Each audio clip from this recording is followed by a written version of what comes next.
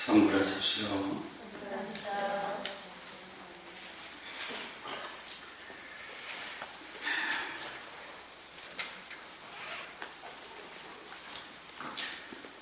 가보년 새해에 오늘 이법회에 동참하신 분들의 뜻하시는 바가 다 성취하시기를 기원합니다.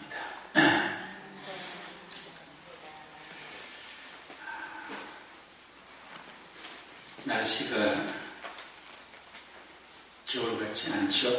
네. 봄 날씨같이 따뜻한데 그냥 이대로 고생 추위도 없이 봄이 왔으면 하는 생각이 드는 그런 때입니다. 어떻든 입춘이 지나고 이제 한 해가 다시 시작이 됐는데 여러분들께서는 어떠한 자세로 다시 또 한 해를 임하시는지 작년보다는 아무래도 좀 지혜롭게 한 해를 대처해야 될 줄로 생각이 듭니다.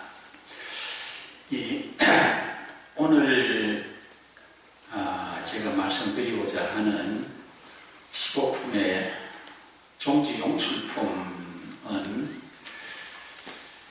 이제 몇 페이지 되는 분량이 있습니다만은 그러나 이 중에서 15품에 대한 어떤 방향, 이 종지 용출품이 뜻하는 게 어떤 건지 대의적인 그러한 면을 간파하는 것이 중요합니다. 그 중에서 조금 핵심적인 게 있다면은 134페이지요 하단에 보시면은 사방문이 부처님께서 이제 미륵보살에게 말씀하신 내용이 나옵니다. 착하다 아일다요. 아일다가 미륵보살이죠. 너희들은 마땅히 한 마음으로 정진의 갑옷을 입고 이렇게 되어 있죠. 정진의 갑옷을 입으라. 갑옷이라는 것은 그 전쟁터에 나가는 장군들이 입는 옷 아니겠습니까? 그것을 입으라 하신 까닭이 뭐냐? 우리는 눈과 귀와 코와 생각, 몸 이런 어떤 우리 몸이 갖추고 있는 어떤 신구의 거기에 의해서 마음 도둑질을 많이 당합니다. 마음 도적질. 그 이제 좀 관세음보살 이렇게 하려고 하는데 언제 나도 모르게 엉뚱한 생각이 관세음보살 입으로는 하고 있는데 생각이 침입을 했단 말이에요. 그러니까 이제 참선을 하시는 스님네들은 자 이먹고를 한다. 이먹고 무슨 도리고 이렇게 참고를 하는데 요 잠시뿐이고 또 언제 나도 모르게 잡생각을 하고 있어요. 그러니까 또 도적놈이 들어왔구나. 집안에 물건 훔치러 온 도적이 아니고 내 생각을 뺏어가는 도적이다. 이 도적이 5군데의 문에서 드나든다. 안이비설신의 이 도적에게 속지 말아라. 그런 말씀들을 옛날 선지식 스님들은 많이 하셨어요. 도적에게 속지 말아라. 그게 마음대로 됩니까?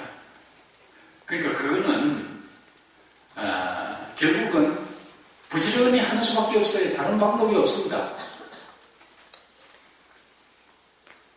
노력을 하셔야 되는 것이지 첫술에 내버리는 거 그런 법은 없어요. 정진을 좀 하고 기도도 좀 하고 뭘 이렇게 해야 되지 않겠느냐. 아, 맞다. 그 말은 좋다. 나도 한번 해봐야지. 그렇지만 지금은 뭐 애들 뭐 학교 시기를 안에 학교 다 시기 넘으면 결혼하는 거 봐야지. 직장생활 또 뭐 어디 좋은데 취직하는 거 봐야지. 그러고 나면 아들, 딸 잘 놓고 손자 잘 크는 거 봐야지. 뭐 그것저것 다 보고 나면은 내 나이가 얼만데. 그래도 바쁜 것부터 좀 해놓고 나도 공부를 해야지. 이 생각이 틀린 겁니다. 이 생각이. 그게 아니에요. 이 불교 수행이라는 것은 같이 병행해 나가야 된다는 것. 이게 중요한 겁니다. 같이 병행해 나가라. 수승중생하라. 일과 수행하라. 밥은 먹을 줄 알고 잠은 잘 줄 알면서 이 마인드 트레이닝이라고 하는 수행은 왜 안 하느냐 이거. 가장 중요한 게 이건데 요걸 쏙 빼놓고 다른 건 하고 있다. 핵심을 빼놓고 다른 걸 부지런히 하고 있다. 이게 이 마인드 생각을 바꿔야 돼요. 중국의 백장회해 선사는 뭐라고 그러셨습니까? 일일부장 일일불식이라. 일을 하루 안 하면은 밥도 먹지 말아라. 일이 아니고 우리는 근령 생각의 일을 해야 되는 겁니다. 그게 뭐 그렇게 어렵습니까? 나도 한번 생각을 바꿔보자. 그래서 우리가 지금 현재 살고 있는 이 지구가 어떤 곳인지 아십니까? 65억 인구 정도 되죠? 65억이 어느 정도 숫자인지는 아세요?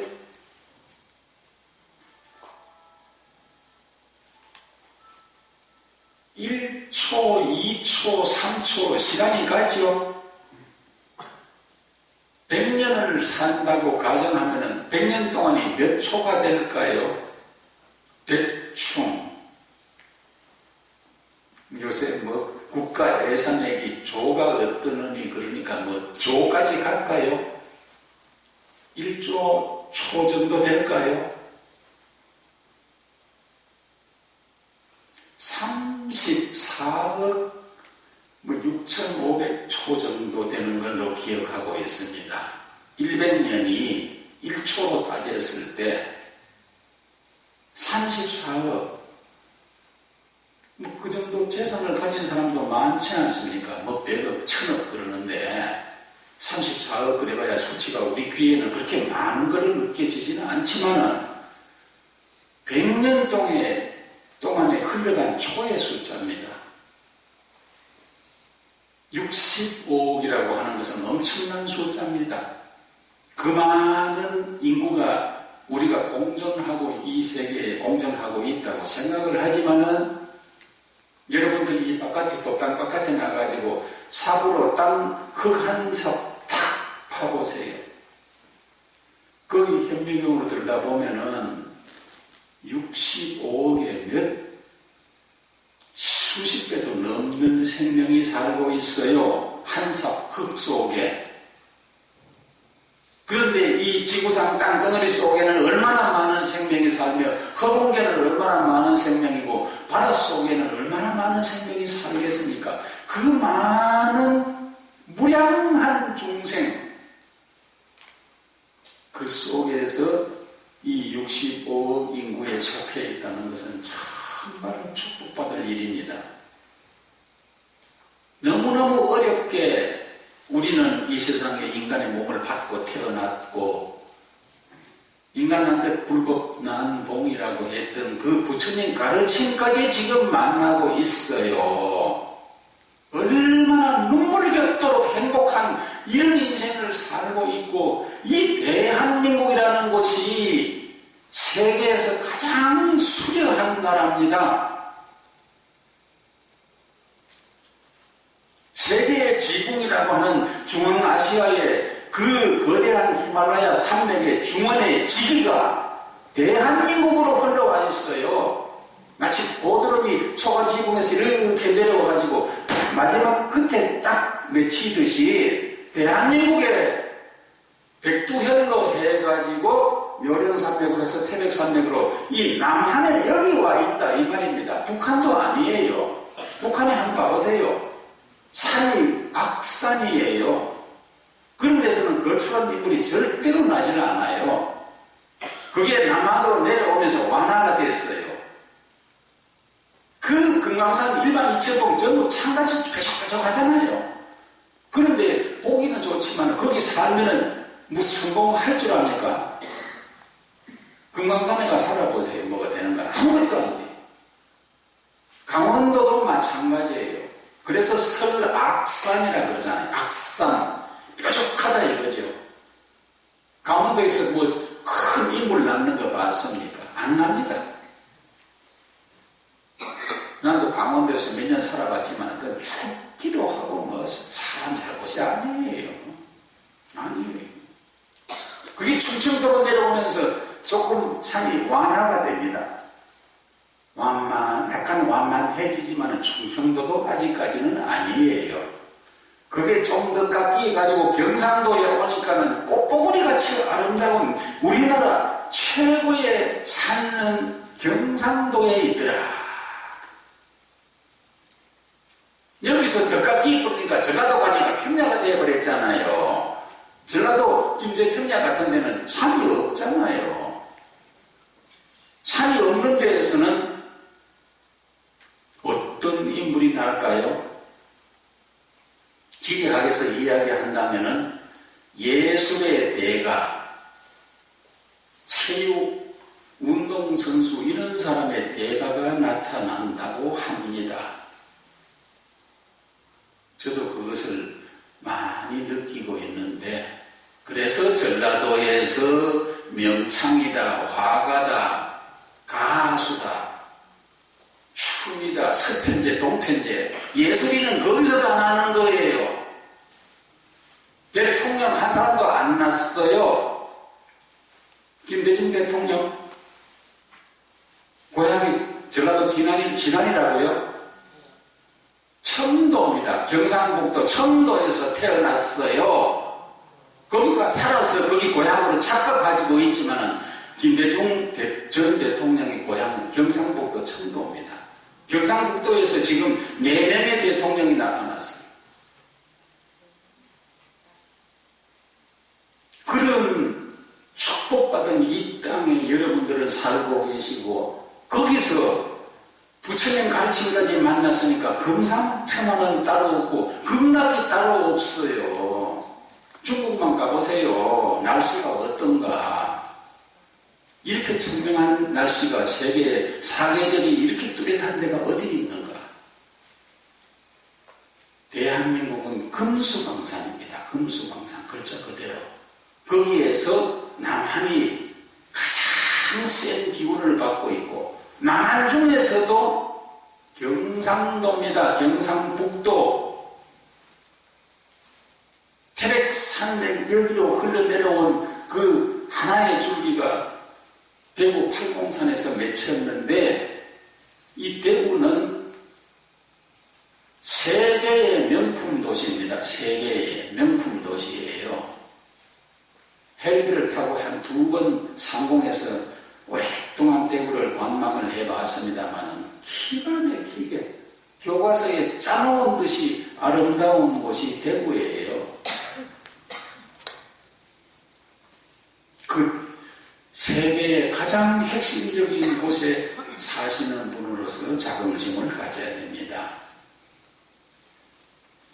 자, 그래서 여러 가지 곳에서 공격해오는 어떤 마음의 도둑질을 당하는 그런 것을 방지하기 위해서 생각에 마음의 갑옷을 입어라.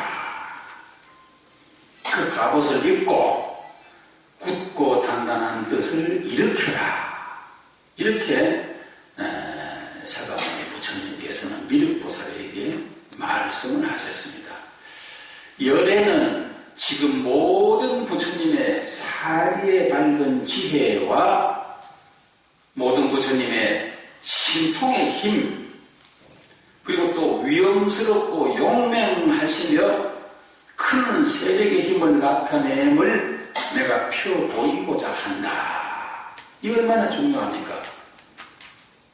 모든 부처님의 지혜와 신통, 큰 세력, 이걸 내가 한 보이고자 하니까 너희들이 정진의 갑옷을 입고 뜻을 단단히 세우라, 이 소리 아니겠습니까?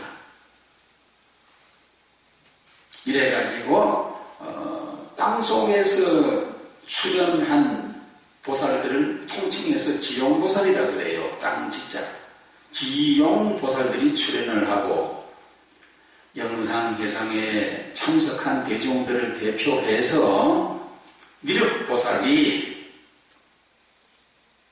그 지용보살, 땅속 그 공간에서 수도 없는 보살들이 솟아 올라와가지고 허공에 머물렀다 이거 아닙니까? 그 지용보살들의, 땅속에서 올라온 그 지용보살들에 대해서 모든 대중을 대표해서 미륵보살이 여쭈었습니다. 그러니까 서가모니 부처님께서는 이제 서서히 거기에 대해서 이제 본론을 드러내기 시작하십니다. 그래서 이 종지영출품에 지금 요 말씀드린 요까지가 한 반이 되는데 요까지를 서분이라고 합니다.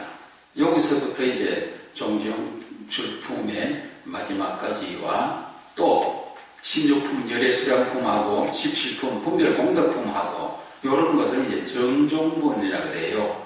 지금은 이제 서분에 속하는 것이고 그 뒤가 정종분이 됩니다. 정종분이 되는 것인데 이러한 내용을 아시고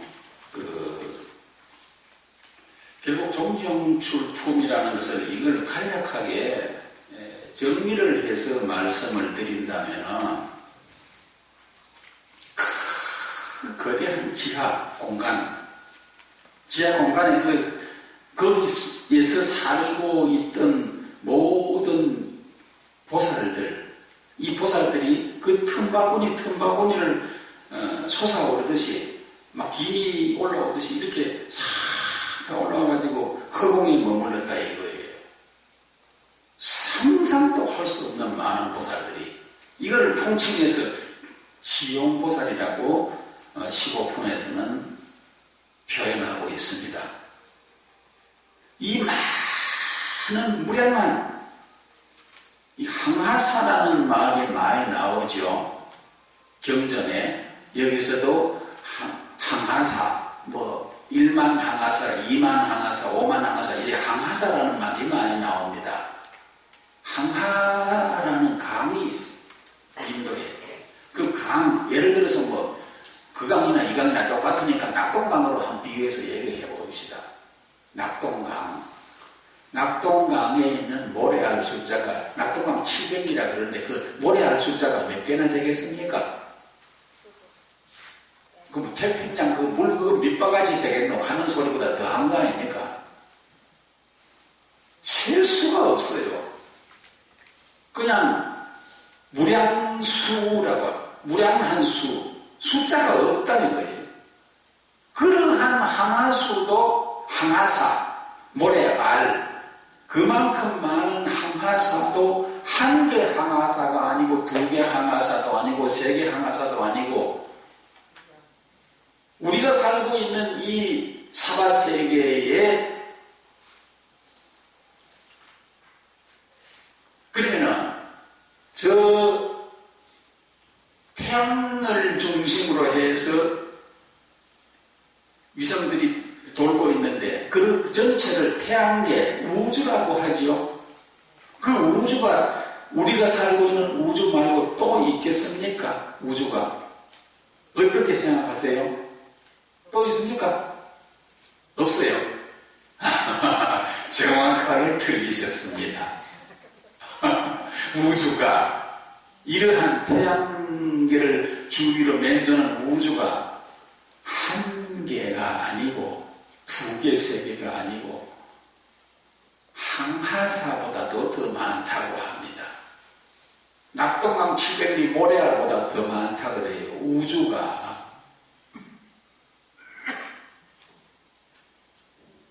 저 우주 속에 있는 은하계라고 하는 저 별, 상상도 할 수 없는 많은 저 별, 아직 100만 분의 1도 그거 못 파헤쳤어요. 현대과학 문명으로 봐서는 100만 분의 1도 은하계에, 우리 우주의 은하계에 별 그 위성들의 100만 분의 1도 1000만 분의 1도 못 파헤쳤는데, 이러한 우주가 한 개도 두 개도 아니고 상상도 할 수 없이 많다. 그 많은 세계에 중생들의 숫자는 또 어떡하겠습니까? 그렇게 볼 적에 정말 이 법계라고 하는 얼마만큼 거대하고 웅장한 세계냐 이거죠. 우리는 지금 길다란 우물 우물 그 땅바닥에 살고 있는 개구리가 그 하늘을 보니까 우물 동그란 거 요것만 보이듯이 저기 지구다 우주다 이렇게 얘기하는데, 그 개구리가 우물 그 바깥으로 세상에 튀어나오는 보면은 입이 딱 벌어지는 그런 것을 우리는 상상도 못하고 있어요. 상상도. 그렇기 때문에 극락이라고 하는 세계가 부처님께서 위제리 부인에게 말씀하신 설명에 따르면은 우리가 사는 사바세계에서 서쪽으로 10만 억 국토를 지나서 위치해 있다. 옛날 세자제왕들 그 당시에 법장비구가 원을 세워서 세운 나라다. 어떤 원을 어떻게 세웠느냐? 세자제왕 부처님이시여, 저는 이 불찰미진수를 전부 다 한번 보고 싶습니다. 부처님의 세계가 어떻게 생겼는지 그것부터 한번 보고 싶습니다. 딱 질문을 했을 때 부처님께서는 이 법장 스님이 어떠한 생각을 가지고 나에게 이렇게 이걸 보고 싶기를 원하는구나, 이걸 간파하신 겁니다. 그래가지고 신통력으로, 바로 부처님의 신통력으로 해가지고 그 많은, 그걸 신통력이 아니고 육안으로 어떻게 그걸 주시겠습니까? 그러니까 신통력으로 그냥 그 법장 비구의 어떤 마음속에 들어가가지고 마치 우리가 그 망상을 하려고 하면은 1초 순간에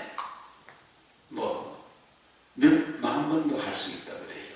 생각이라는 게 그만한 능력을 가지고 있듯이 그 많은 불찰미진수를 전부 다 세자제왕 부처님의 신통력에 의해서 법장비구가 그걸 다 보고 나서는 부처님, 이 많은 불찰미진수 부처님의 세계를 다 봤지만 저는 다 마음에 안 듭니다. 그 중에서 가장 좋은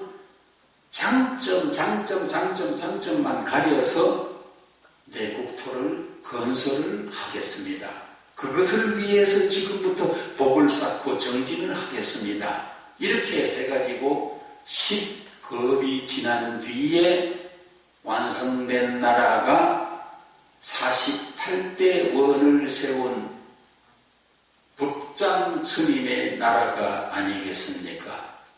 그 국토가 완성되고 난 뒤에 법장 스님의 이름은 아미타 불로 바뀌게 됐고, 그 세계는 극락이라고 하는 세계로 변해버린 겁니다.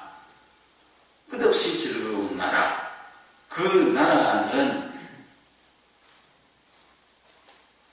아미타 부처님 바로 앞에 보배 연못이 있는데, 보배 연못 속의 연꽃 크기가 어떤 거는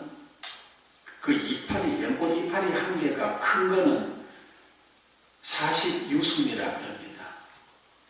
1유순이 4kg라고 생각했을 때 그 연꽃 이파리가 몇 심리가 됩니까?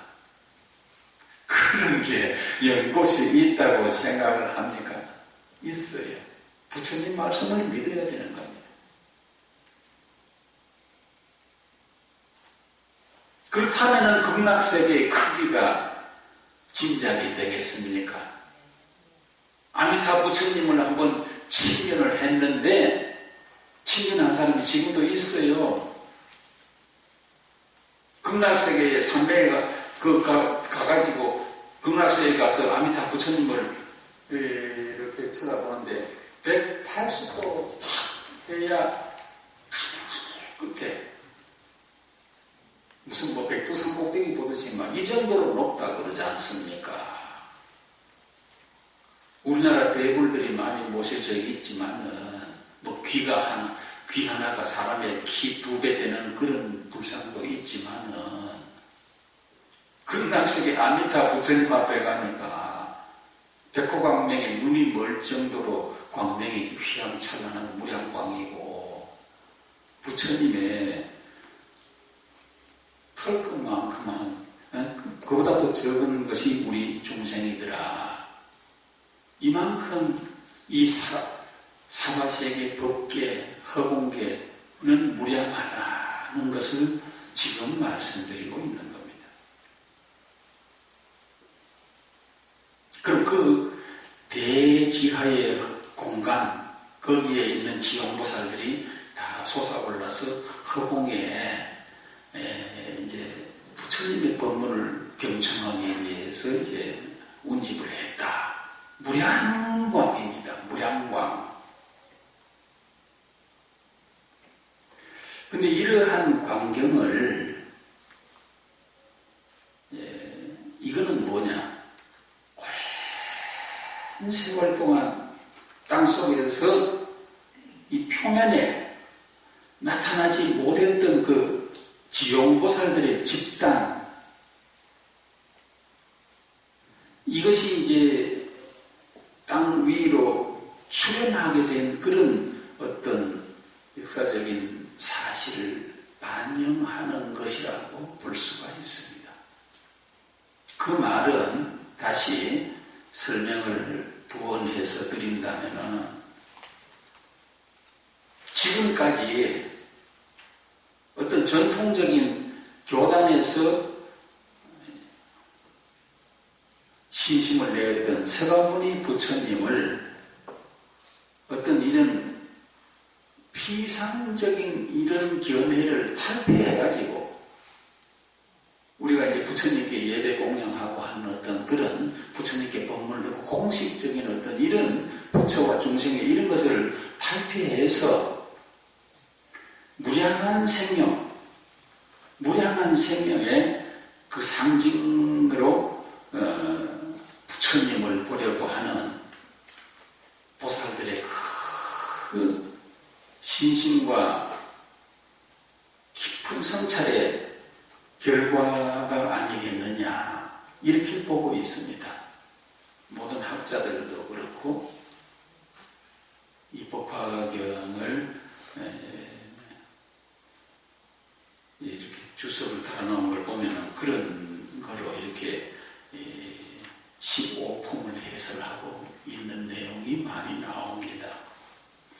그래서 15품에는 땅 밑에 지용보살들이 전부 출연해가지고 부처님의 어떤 이때까지 우리가 고정된 어떤 부처님과 중생의 이런 틀을 벗어나서 그 생명, 실상적인 그런 부처님을 보려고 허공에 운집을 했다. 거기에서 이제 부처님은 아까 그 말씀드린 대로 미륵보살에게 이렇게 말씀을 하신 것, 그 내용입니다. 근데 이제 법화경이라는 이것을 총체적으로 이 고찰을 한번 해본다면 결국은 회상귀일 사상입니다. 회상귀일 사상인데 성문정각보살이라 삼성 이것이 결국 하나로 돌아간다. 하나로 돌아간다. 이것이 법화경 전체에 가장 중요한 것이라고 볼 수 있습니다. 오직 일불승만 있다.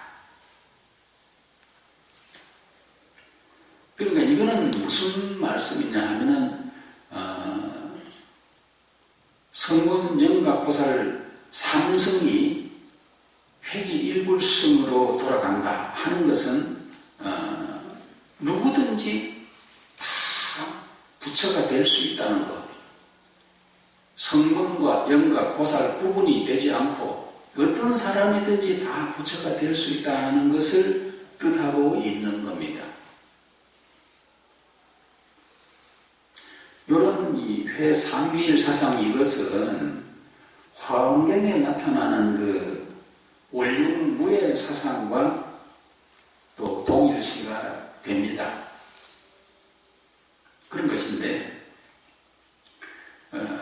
법화경 전체에 여러분들이 이제 이러한 내용을 가장 중요시해야 되고 한국 불교 전통을 회통적으로 본다면은 귀일불구 사상이다.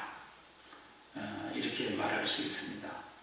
그래서 회상귀일 사상 이것은 이품인 방편문이나 또는 삼품의 비유품 또는 사품의 신해품, 오품의 약초육품, 칠품의 화성육품 이런 데에서 비유가 되어 있죠. 뭐 불타는 집에 비유가 되어 있고 방탕한 자식의 비유가 되어 있고 뭐 또 초목으로 비유한 데도 있고 주정뱅이로도 비유하고 있는 이런 것들이 많이 나타나 있습니다. 이게 결국 회상귀일 사상을 강조했던 그런 부분들이라고 생각할 수가 있습니다.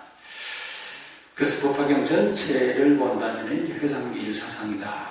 또는 이제 15품 종지 용축품 같은 것은 이제 지용보살들이 실제로 나타나서 어떤 부처님과의 어떤 실질적인 그런 액션을 한번 취해본 것이 아니냐 이렇게 보는 겁니다.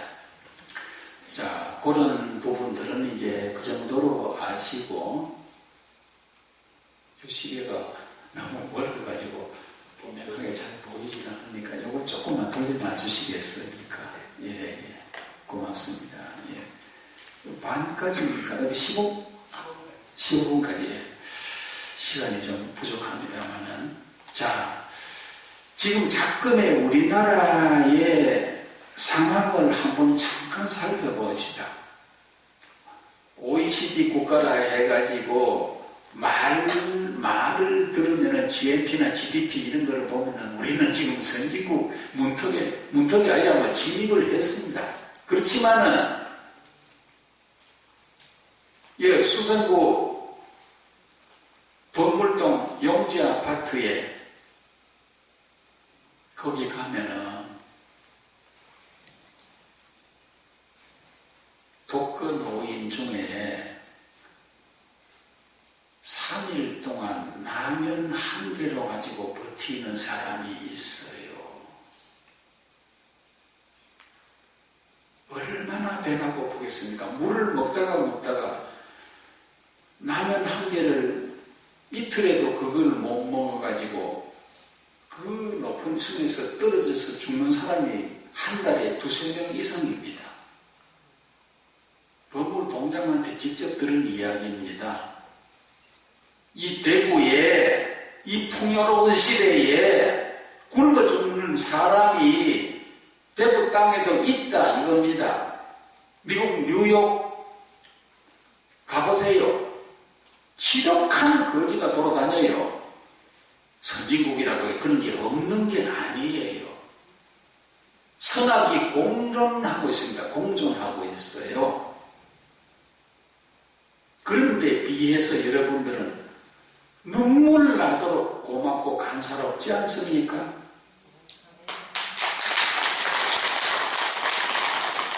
오늘 뵈니까 주지스님 건강이 너무 좋아지시고, 박수는 주지스님한테 쳐드려야 됩니다. 주지스님이 계시니까 이런 법회가 운영되는 줄 알겠습니까? 이만한 법당을 지어가지고 그게 일평생 이거 5분의 1만한 법당도 일평생 지키기가 사실 어렵습니다. 그런 일을 스님께서 해내시고 건강도 좋아지시고 여러분들을 위해서 이 법좌를 마련한 것이 누구의 공덕이겠습니까?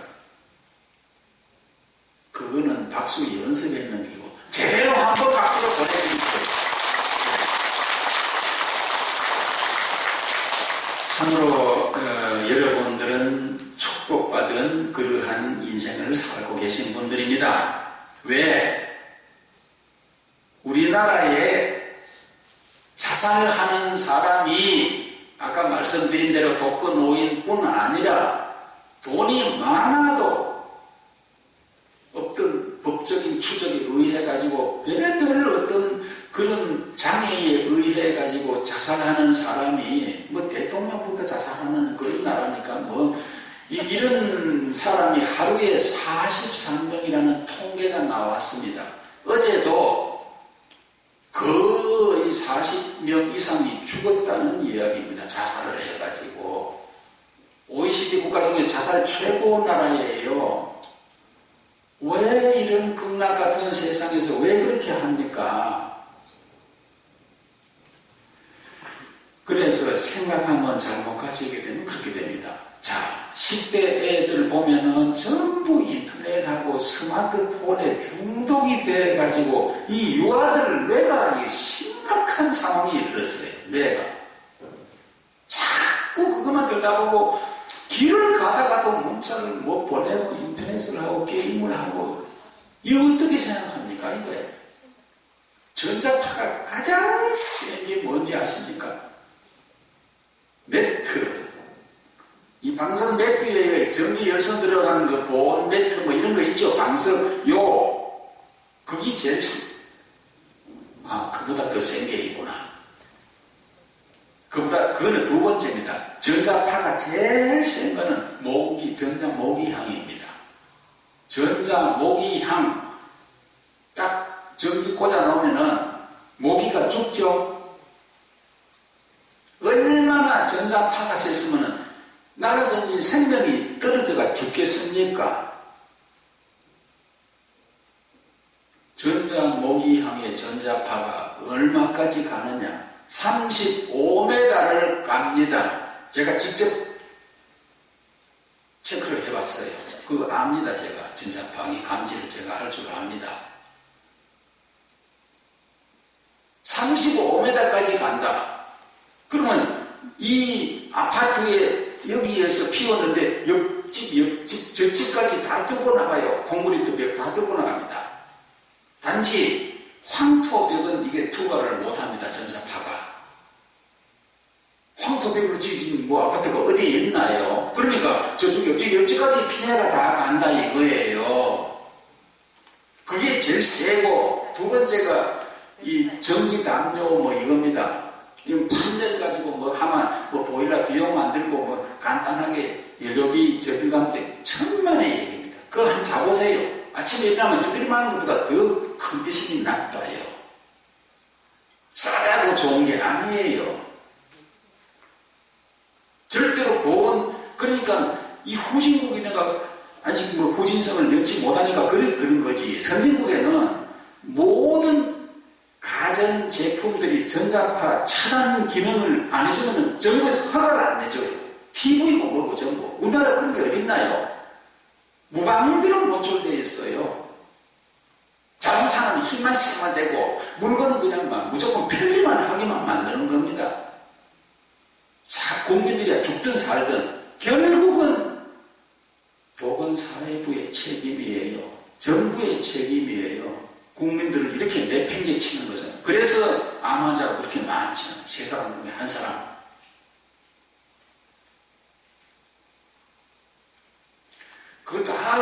전자파가 세 번째로 센 게 휴대폰입니다. 휴대폰. 그걸 자꾸 만지작거리고 자꾸 이래가 휴대폰을 연구를 했는 그 전자파 연구하는 사람 이야기는 이제 이 엉치, 허리 밑으로 휴대폰을 바지 주머니에다가 넣어가 다니면 거의 피해가 없다 그래요. 이건 전화를 안 해도 넣고만 다녀도 이게 전자파가 작용한다 이거예요. 위에 여기는. 받을 때도 45도로 이렇게 뒤로 받으라 그러고 이렇게 그만큼 이걸 견제하는데 편리 한 개만 따졌지 그 휴대폰에 전자파 방출 안 되도록 하는 법은 아직 없어요.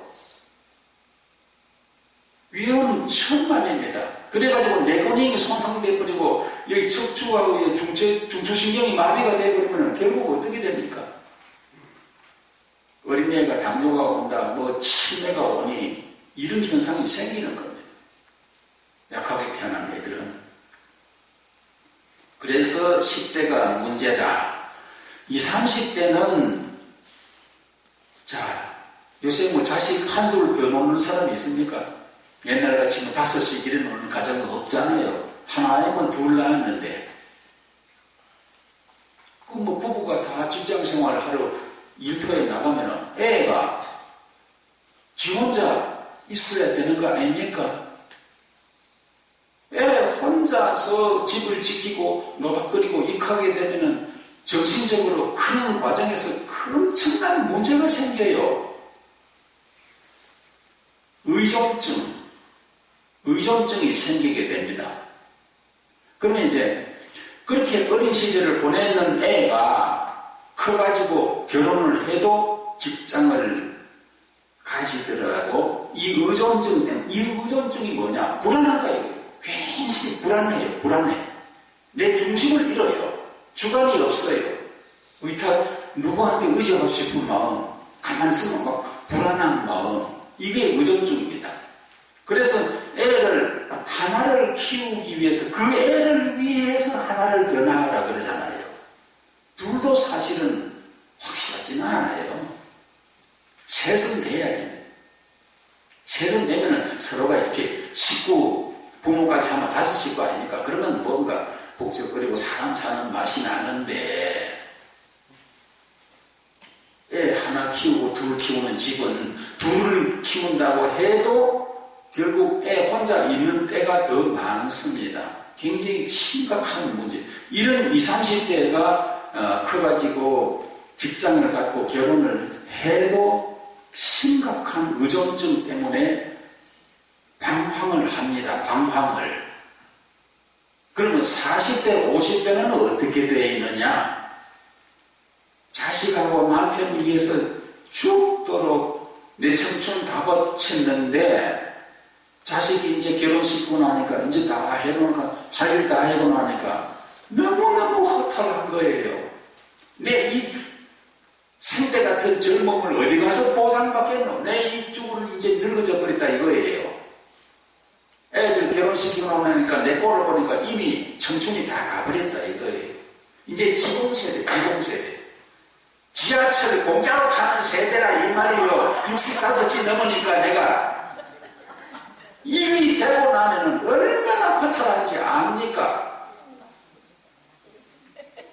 이제 고기가 70이 이제 몇 년밖에 안 남은 거 생각하면은 그러나 그거는 수십 년간 내가 연습을 해왔습니다. 내 인생은 내가 알아서 살아왔으니까 거기에 대한 내가 걱정은 여러분들이 안 하셔도 되는데 문제는 여러분들이 뿐 아니라 이 지금 대구 시민 대한민국 국민이라 이거예요. 남편 위해서 자식 위해서 내 인생 다 바쳤는데 이제 거울을 보니까 한심한 이 얼굴 가지고 내 잃어버린 청춘을 어디 가서 보상받을까? 이거 생각하면 잠이 안 와요. 그 스트레스를 어떻게 해소합니까? 백화점 쇼핑을 가고 여행을 갑니다. 그래 안 하면 집에 못 들어앉아 있는데 고통스러워. 이게 40대, 50대의 지금 현실 상황입니다.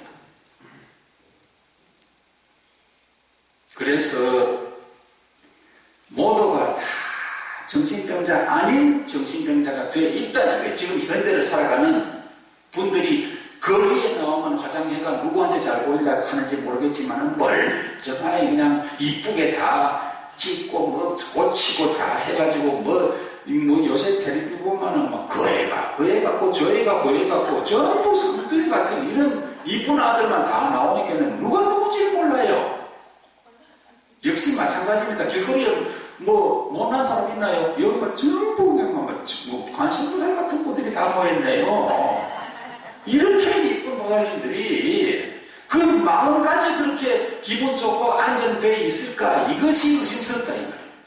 그것이 핵심은 그 마음인데 정말로 그 마음이 극락같이 편할까? 그것은 알 수 없어요. 세상 사람 다 속에도 자기 자신은 못 속입니다. 내 마음이 정말로 편하고 안정되어 있습니까? 거기에 큰 소리를 못 친다면은 여러분들은 정진을 더 하셔야 됩니다. 정진을 하셔야 돼요. 수행을 하셔야 돼요.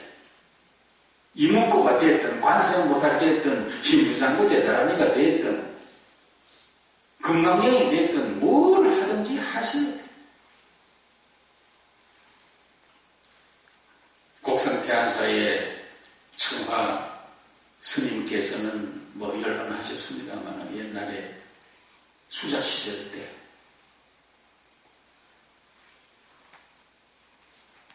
어느 절 앞에 법당 앞에서 소변을 봤습니다. 지나가던 스님이 가만히 있겠습니까? 아니, 선복 입은 사람이 법당 앞에서 소변을 다 봐. 이게 도란 사람 아니야? 그럼 막 과음을 치니까 뭘 잘못했습니까? 부처님 모시는 게 안 보이냐 말이야. 수천 사람다 이거 뭐 이런 정신병자가 익하니까 딱 하는 소리가 이 세상에 구처 없는 곳을 한번 일러라. 그럼 내 그거 가서 오줌 놓게. 하니까 입이 쑥 들어가더랍니다. 할 말은 잃었죠. 그거 뭐라고 합니까? 한마디 일러라 하는데 부처 없는 곳이 어디 있냐 이 말이죠. 그거 내가 소금 볼게. 그 좀 알려도 어디가 부처가 없노? 정진을 많이 하면은 뭐가 틀려도 낭중지추라 그랬습니다. 주머니 속에 송곳이 있으면 어디든지 티 나오기 마련인 것처럼 표가 나는데 정진을 안 하니까 눈이 동태눈같이 흐리멍덩. 뭘 좀 하려고 보면 막 오만 잡생각이 다 나질 않나. 이렇게 되거든. 그러니까 보조진을 선사가 뭐라 그랬습니까? 초심에서 부초심기에는 수원리하고 친근 현선해라. 어진 사람을 가까이 해라.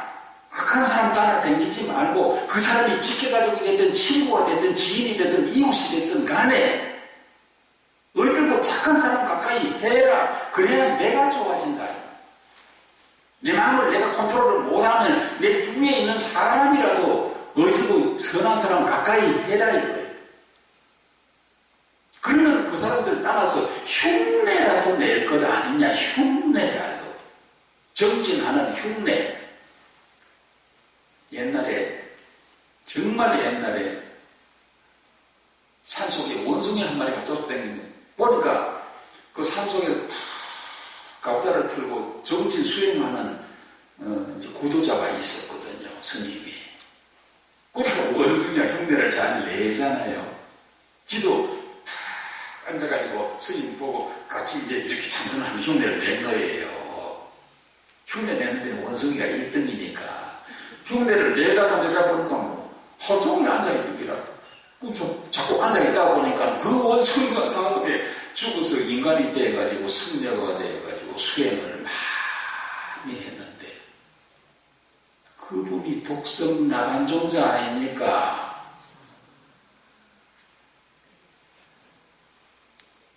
경남 천성산 내원사에 가면은 화원벌이라고 있어요.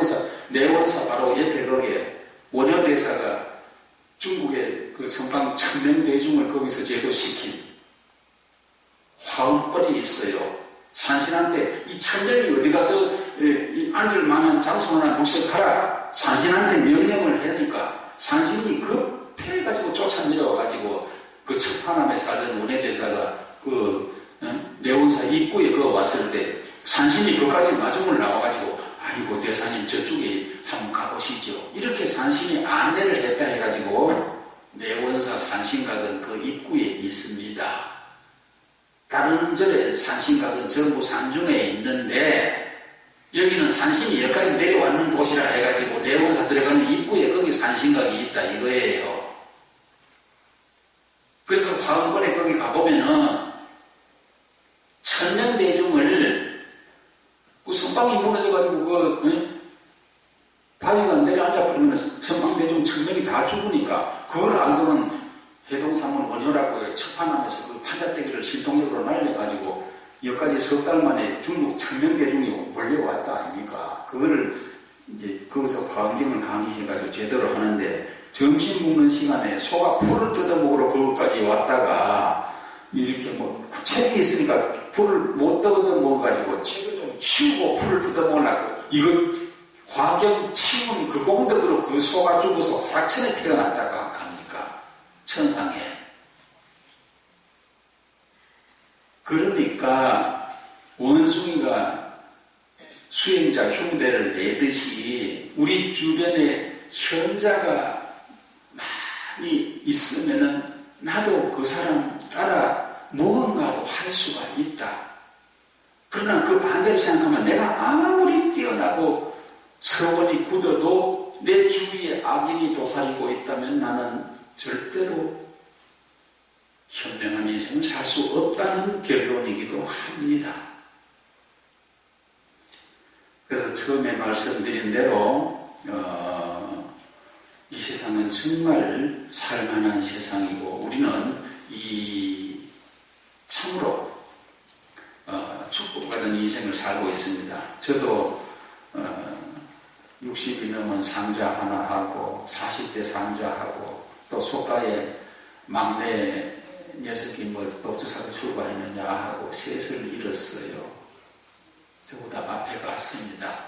그런데 중요한 거는 이놈들이 한 놈도 제대로 못 가고 이 주문에 아직도 어슬렁거리고 전생습을 못 버리고 나만 쳐다보고 있어요. 기가 막혀요. 중노릇을 수십 년 했다는 인간들이 그래가 되겠습니까? 이보다 더 슬픈 일이 어디 있겠습니까? 우리 어머니 33년 전에 타계하신 우리 어머니는 부산 여대를 나와가지고 대학교 강사가 되어 있습니다, 지금. 그럼 걔한테 가지고 엄마 갈까요? 간다고 걔가 알까요? 얼굴도 판박이같이 태어났는데 걔 보면은 전생에 우리 어머니 얼굴하고 똑같아요. 성격도 먹는 음식도. 제가요 외관에 거기 강변에 산중살차를 하나 작년 7월에 인수를 했습니다. 그때 인수하기 전에 거기에 살던 보살이 지금까지 그거 살았으니까 안 나가려고 그러는 거예요. 죽어도 안 나가려고 그래요. 앞으로도 몇 달, 얼마건 있다가 나가려고. 도대체 저 보살이 왜 나를 이렇게 괴롭힐까? 주인이 바뀌었으면 지금 나가야지. 그 경치 좋은데 그 사니까 별장같이 사니까 좋으니까 안 나가려고 그래. 이런 보살이다 이마 싶었다 생각할 때면 그 보살이 전생에 큰 절의 공양주였어요. 아주 박복하게 생긴 데다가 몸뚱이는 도랑통만 해가지고 욕은 육도 먹지 진짜로 말이 욕이에요, 그냥. 그 고향주가. 그 내가 사는 자리 그 고향주로 있었던 보살이 지금도 그 애를 먹이고 있어요. 그걸 그대로 생겼더라고, 내가 보니까. 내가 그 보살 전생에 봤던 그 얼굴하고 똑같이 생겼어요. 그래가지고 이제는 거기서 또 다른 절로, 결국 절로 떠들어 다니는 거예요. 상상도 할 수 없는 업을 짓고 있어요. 지장경 해석된 거 단 한 번이라도 한번 읽어보세요, 여러분들. 정신이 벌쩍 들 거예요. 인생 함부로 사는 거 아니에요. 절대로.